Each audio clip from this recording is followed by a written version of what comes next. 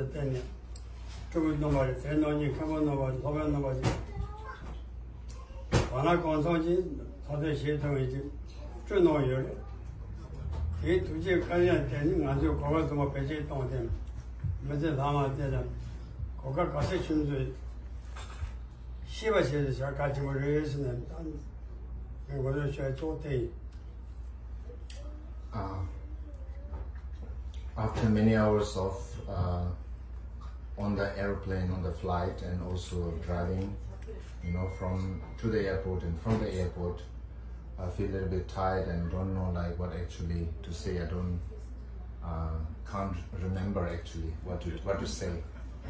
Quite tired. But first thing that comes in my mind when I was asked to say a few words is for the first generation of Tibetans who have come here in a foreign country, and for them I would like to remind that we have a legacy. And what is that legacy is that we are blessed with such a profound, rich, sacred legacy which has been passed down from many generations, beginning from the three ancestral kings, great masters, scholars, and who actually devoted their time into study and practice and passed down the very rich teachings that includes the view, meditation, conduct, and fruition of the 9 yanas. And it is our responsibility to protect it and pass down to the next generation of Tibetans who are born here.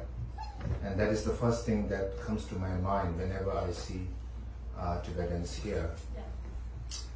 Related to that, there are also many of our Dharma brothers and sisters who had the fortune to be connected with Dharma, to receive teachings from many great masters who have been exposed to such a rich kind of tradition of study and practice, which actually promises ultimate happiness, not just temporal, but ultimate happiness.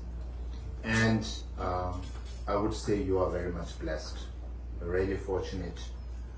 And because on the one hand, we all have got this precious human birth, and we met with the general teachings, the general Dharma.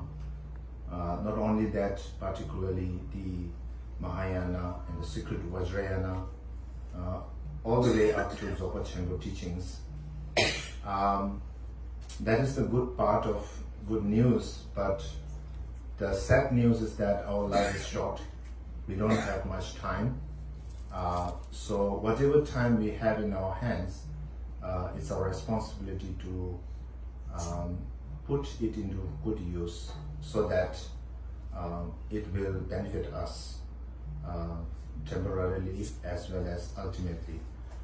So these are the things that I would like to share and remind you.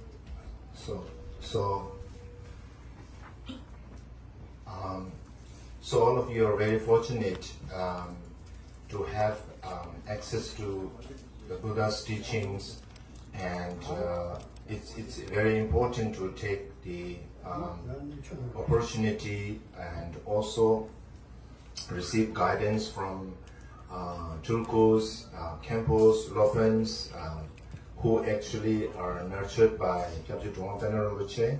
They've been trained in study and practice, and they are able to actually guide you So don't miss this opportunity and try to make the best possible use of it, this facility. And one thing that we need to keep in our mind is after all the our connections and engagement in the Dharma, in terms of study and practice, one thing that comes to our mind is what is our responsibility, main responsibility? What should we do? And in short, what we need to do now is to make sure that we engage in virtuous actions as much as possible and try to avoid non-virtuous activities to the best of one's possibility. Why this is so is because our actions will determine our future. So therefore, each and every action counts, and as a result of which we need to be very careful in terms of our action, to engage in virtuous action and to avoid non-virtuous action as much as possible.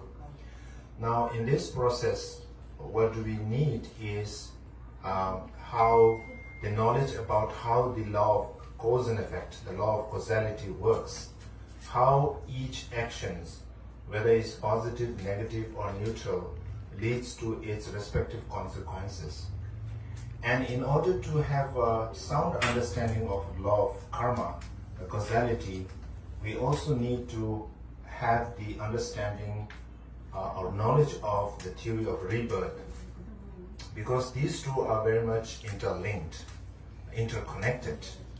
You know, the more understanding, deeper understanding of the theory of rebirth we have, it will help us to be more careful of our actions. So that should be our goal. And on top of that, as we study also the Mahayana teachings, which the teachings whose message, the main message being working for the benefit of others, and not only being selfish, just kind of thinking of all sentient beings and trying to benefit all sentient beings and aspiring to achieve enlightenment for the sake of all beings. The Mahayana ideal, try to live that as much as possible.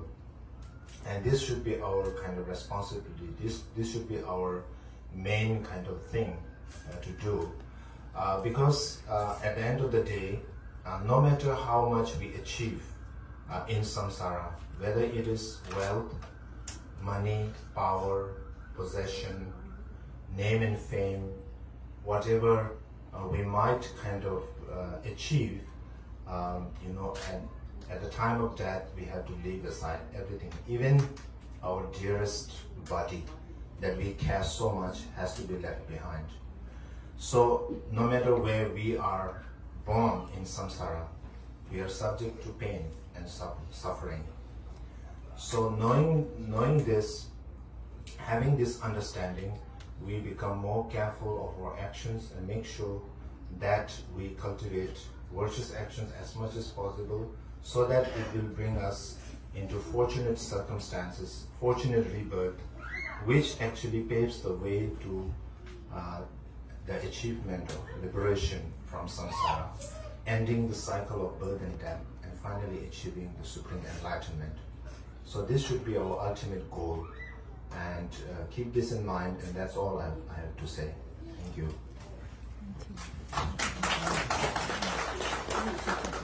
Okay, so now please, all of you can offer the talk.